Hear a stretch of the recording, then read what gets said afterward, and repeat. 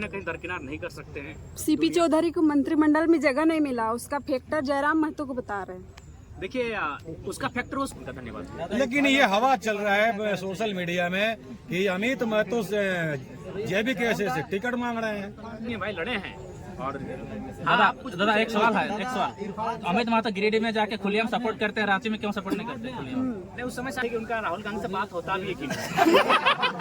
तो सबसे पहले देखिए, ठीक है, सुनने में आ रहा है कि इरफान दा मंत्रिमंडल संभालने जा रहे हैं, तो पहले उनको बधाई देते हैं और उनको कहेंगे कि थोड़ा सा ये जो कॉमेडी वाला बात करते हैं ना, देखिए इरफान दा नो डाउट उनको लोग इसीलिए फॉलो करके रखे हैं कि दिन भर का तनाव को मुक्त करें उनको। तो उनको बोलेंगे थोड़ा आप सीरियस पर्सन बनिए। अगर आप मंत्रिमंडल में जाने वाले हैं, आलम शादी करके आपको लगता है कि कोई मतलब छुप के रह सकता है? ये आसान बात नहीं है। ऊपर से हम लोग को 1 साल पॉलिटिक्स हुआ है भैया। इससे पहले मेरा पास्ट है, आपको मैं बताना चाहूंगा। एक प्रत्याशी जो संसद के चुनाव में लड़ रहे थे, उनकी एक टीम गई स्पेशल मेरे तुपचाची प्रखंड में, और तुपचाची प्रखंड से लगभग 150 नौजवान जिनकी उम्र थी 25 से 30 साल, उनको इकट्ठा किया, जो मेरे साथ खेलते कूदते थे, और उनसे यही सवाल किया, यार कोई अफेयर का मैटर बताओ ना। तो उन लोगों ने एक ही चीज कहा कि उस लड़के को हम लोग बचपन से जानते हैं, उसको 2 ही जगह देखें, एक अपने गांव से बस में बैठकर कॉलेज जाना और दूसरा शाम को आके फुटबॉल खेलना, इसके अलावा उसको कहीं नहीं देखे। घर का दृश्य नहीं जानते कि मेरे घर का दृश्य क्या है। घर में न जाने कितनी प्रकार की घटनाएं घटी, लेकिन हम लोग घर तक नहीं जा पाए, घर तक कदम नहीं रख पाए। हम लोगों ने सब कुछ अपना झारखंड को ही परिवार माना है, झारखंड को ही अपना घर माना है, और पूरे झारखंड वासियों के लिए हमने अपना सर्वस्व निछावर करने का प्रयास किया है। कहेंगे बिल्कुल, आप ये जो भाव उत्पन्न हो रहा है, क्योंकि हमारे भी लोकसभा में ये आया था कि जयराम जीतेगा तो आपको बस में बैठ के घर जाना होगा, बिल्कुल ये गलत बातें हैं। आप जहाँ रहते हैं, वहाँ आप जिस नौकरी को करते हैं, आप जहाँ लीगली तरीके से रहते हैं, स्वागत है आपका। हमारे लोग भी लगभग 16 से 18 लाख लोग प्रदेशों में रहते हैं, ऐसा नहीं है ये केवल भरम है। लेकिन हाँ, नेतृत्व राज्य के लोगों को मिले, ये सबको स्वीकारना। मैं विधायक लंबोदर महतो बोल रहे हैं कि आप झारखंड मुक्ति मोर्चा के इशारे पे काम करते हैं। अच्छा, तो झारखंड मुक्ति मोर्चा के इशारे पे काम करते हैं, तो डुमरी में हमको 90,000 वोट कैसे आता? एक पीएचडी वाले व्यक्ति अगर इस प्रकार के बयान दे रहे हैं तो उनको लगता है उचित नहीं है। टुंडी में हमको 60,000 वोट फिर कैसे आ जाता? बेरमो जो महागठबंधन का सीट है, वहाँ हमको 50,000 वोट कैसे आता? वो तो उपचुनाव में जेबी कैसे सीट नहीं, हमने स्पष्ट कहा है कि हमारा पहला चुनाव किसी की मौत पे नहीं लड़ेगा। वहाँ स्वर्गीय जगन्नाथ महतो की मृत्यु हुई थी, और हम लोग पहला चुनाव शुरुआत किसी की मौत से करें, ये हमारा, चूंकि हम लोग सिद्धांतिक पॉलिटिक्स करेंगे, चुनाव हार जीत से ऊपर। अगर हम लोग को केवल चुनाव ही फोकस होता तो मैं आपको बताना चाहूंगा, एक पार्टी ने तो हमको यहाँ तक कहा था कि अगर आप नहीं लड़ेगा तो देवेंद्र जी को मना दीजिए, आप एक लड़का हमको दे दीजिए चुनाव लड़ने के लिए, हम लोग को प्रत्याशी नहीं मिल रहा। तो अगर हम लोग को सांसद बनना होता तो आज जयराम महतो के साथ आप नहीं बैठे होते, आज सांसद जयराम महतो के साथ आप बैठे होते, क्योंकि मुझे भी आइडिया है कि किस सीट को कौन निकाल सकता है। दोनों दलों ने हमें सीधा ऑफर दिया था, एकदम सीधा। दिल्ली से डायरेक्ट टेलीफोन था, एक से हमारा 18 मिनट टॉक हुआ था, एक से 4 मिनट 45 सेकंड टॉक हुआ था कि आप लड़िए हमारे, और ऐसा नहीं कि आप एक सीट से, क्योंकि हमने नेता नहीं रहे भैया, जनता का आशीर्वाद है, हम लोग जननेता हैं। किसी सीट से चुनाव लड़ने का वादा रखते हैं, 4-5 सीटों से चुनाव लड़ने का वादा रखते हैं, और उन्होंने वही ऑफर दिया था कि आप गिरिडीह से लड़िए, आपका मन हो धनबाद लड़िए, आपका मन हो रांची चले आइए। इसी से जुड़ा हुआ सवाल है, से भी आपने आगे आप मर्ज नहीं करेंगे अगर जीतते हैं चुनाव तो? जैसे देखिए, नहीं, हम लोग हार जीत से ऊपर की पॉलिटिक्स करने के लिए आए हैं, कोई मर्ज नहीं करेंगे दादा।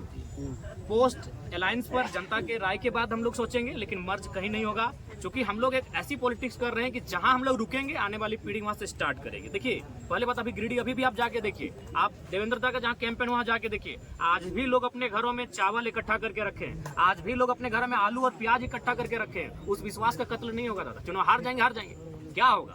यहाँ जीने के लिए कोई थोड़ी आया है, लेकिन उन भरोसे के साथ उन भरोसे का कत्ल नहीं किया जाएगा। हम लोग सिद्धांतिक पॉलिटिक्स करने आए। बोले तो अगर हमको अपनी महत्वाकांक्षा होती, हम संसद में होते। आज हम संसद में होते, जब 3.5 लाख वोट हम अकेले ला सकते हैं, अपने दम पर ला सकते हैं, तो दोनों पार्टियां हमें टिकट कर रही थी। आराम से एनडीए और यूपीए को चयन करते किसी सीट से और निकल जाते, संसद भवन में कमरा भी मिल जाता, और झारखंड की समस्याओं को उस पार्टी से रख देते। लेकिन उस भरोसे का क्या होगा? जो 85 साल की बूढ़ी महिलाएं आज खाना नहीं खा पा रही हैं, हम कई बार उनसे मिलने गए कि अभी चुनाव बहुत है, हम लोग अभी 29 साल के आगे भी चुनाव लड़ेंगे, रो रही हैं, 5-6 साल की बच्चियां रो रही हैं कि नहीं कैसे हार गए टाइगर। तो उस भरोसे को हम लोग कहीं ना कहीं दरकिनार नहीं कर सकते हैं। सीपी चौधरी को मंत्रिमंडल में जगह नहीं मिला, उसका फैक्टर जयराम महतो को बता रहे हैं। देखिए, उसका फैक्टर वो स्वयं है, इसलिए स्वयं है कि उन्होंने कभी नहीं कहा कि हम लोग, उनका मुद्दा क्या होगा। उन्होंने एक ही चीज कहा कि जयराम से ऊपर है राम, और स्वाभाविक है, हम लोग इंसान है, राम जी हमसे ऊपर हैं, लेकिन क्या भगवान राम के नाम पर चुनाव लड़ना चाहिए? मुद्दे हैं लड़ने के लिए, आप उन मुद्दों पे लड़िए। अब तो मैंने राम को अल्लाह को दूर रखिए राजनीति से। कब तक इस देश की राजनीति को यूं ही मतलब धार्मिक उन्माद में लोग रखेंगे। हम चाहते हैं कि पढ़े लिखे नौजवान जब आ रहे हैं राजनीति में तो कम से कम राजनीति को शुद्ध रखें। इनमें उनका स्वयं दोष है। अगर उनकी स्ट्रेटजी होती है, अगर वो गाँव जाते हैं तो जरा आते हैं क्यों रणभूमि में? अगर आज माननीय सांसद महोदय गांव जाते हैं, लोगों के बीच बैठते हैं तो जरा मत तो क्यों आते हैं? एक 29 साल का लड़का जिसका अभी तक आज 1 साल हम लोग का पूरा हो रहा है, पार्टी का मैंने निर्माण किया हुआ, 1 साल में यहाँ तक कैसे आता मैडम बताइए? कहीं ना कहीं उनकी खामियां हैं, उनको बोलिए। और साथ ही साथ सबको संदेश देंगे कि आपका जो पॉलिटिक्स करने का तरीका है उसको भी बदलिए। आप जनता से कटे हैं, आप में और जनता में अंतर है। आपका महल 18वें तल्ला पर है और जनता आज झुग्गी झोपड़ी में रहती है। आप जनता से कटे हुए लोग हैं, आप जनता के लिए काम नहीं कर रहे हैं। जो भी कर रहे हैं अपने परिवार को भरने काम कर रहे हैं। और महोदय सांसद से कहिएगा कि आप तो रामगढ़ के हैं, आप सुन रहे हैं लइयों में जमीन खरीद ली है। सॉरी, जो गोमिया का बॉर्डर पड़ता है नदी के उस पार, चूंकि माइन सुधर जाने वाला है। वाह भैया वाह, जनता से कटिएगा और बोलिएगा 2 समय दीजिएगा, ये नहीं चलेगा। सिल्ली के पूर्व विधायक पर क्या कहिएगा? उनका धन्यवाद करेंगे, उन्होंने खुलकर सहयोग किया है, समर्थन किया है। और नो डाउट वे भी झारखंड के एक लड़ाकू नेता रहे हैं, उनका धन्यवाद देंगे। और टेलीफोनिक भी धन्यवाद दे चुके हैं और आपके पूरे तमाम चैनल के माध्यम से उनका धन्यवाद। लेकिन ये हवा चल रहा है सोशल मीडिया में कि अमित महतो से जेबी कैसे से टिकट मांग रहे हैं। ठीक है, अगर वे आएंगे तो स्वागत है, आने दीजिए, स्वागत है। अच्छे व्यक्ति हैं भाई, लड़े हैं। और दादा एक सवाल है, एक सवाल। अमित महतो गिरिडीह में जाके खुलेआम सपोर्ट करते हैं, रांची में क्यों सपोर्ट नहीं करते खुलेआम? नहीं, उस समय शायद वो क्षेत्र में नहीं थे, क्षेत्र में नहीं थे, मेरे भी वहाँ नहीं आए, वो सिर्फ सोशल मीडिया में ही किए थे। हाँ, आपका क्या सवाल? आल अंसारी का एक वीडियो देखा, चला जाए। उम्मीद नहीं था कि सारे वोट लेकर आएंगे जयराम महतो, लेकिन राहुल गांधी जी से बात करेंगे और उनको कांग्रेस में लेकर आएंगे। और तमाम तुलना कन्हैया से कर बातें जो आपको लेकर कहते हैं, इस पर क्या कहना चाहिए? देखिए, हमको तो डाउट है कि उनका राहुल गांधी से बात होता भी है कि नहीं। तो सबसे पहले देखिए, ठीक है, सुनने में आ रहा है कि इरफान दा मंत्रिमंडल संभालने जा रहे हैं, तो पहले उनको बधाई देते हैं और उनको कहेंगे कि थोड़ा सा ये जो कॉमेडी वाला बात करते हैं ना, देखिए इरफान दा नो डाउट उनको लोग इसीलिए फॉलो करके रखे हैं कि दिन भर का तनाव को मुक्त करें उनको सुनिए। तो उनको बोलेंगे थोड़ा आप सीरियस पर्सन बनिए।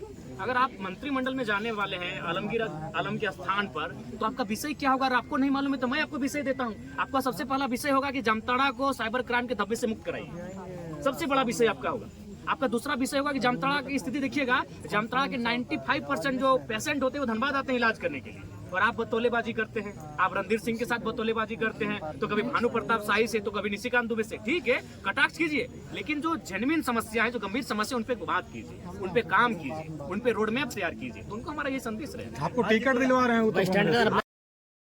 देखिए, दिल्ली इसी क्रम में गए थे। दिल्ली जाने का कार्य डेमोक्रेसी का स्कूल में भी शामिल होना था और चुनाव संबंधित इलेक्शन कमीशन से जानकारियों को भी लेना था। तो हमें लगता है 15 से 25 दिनों के दरमियान हमारी पार्टी का सिंबल भी अलॉटमेंट होने की संभावना बन जाएगी और पार्टी को रजिस्ट्रेशन नंबर भी अलॉटमेंट हो जाएगा। देखिए, विधानसभा का चुनाव राज्य के मुद्दों पर आएंगे। राज्य का सबसे ज्वलंत मुद्दा अभी छात्रों की निराशा है और छात्रों की जो हताशा है, वो हमारा एक महत्वपूर्ण मुद्दा रहेगा। हम लोग सरकार में आते हैं तो सबसे पहला हमारा प्राथमिकता जो रहेगा कि इस राज्य में नियमित परीक्षाएं होंगी और फ्री एंड फेयर एग्जाम लिए जाएंगे। अगर उसमें किसी प्रकार की गड़बड़ी होगी तो उसमें उच्च से उच्च पदाधिकारी क्यों ना है, उन्हें बिल्कुल बर्खास्त किया जाएगा। उनके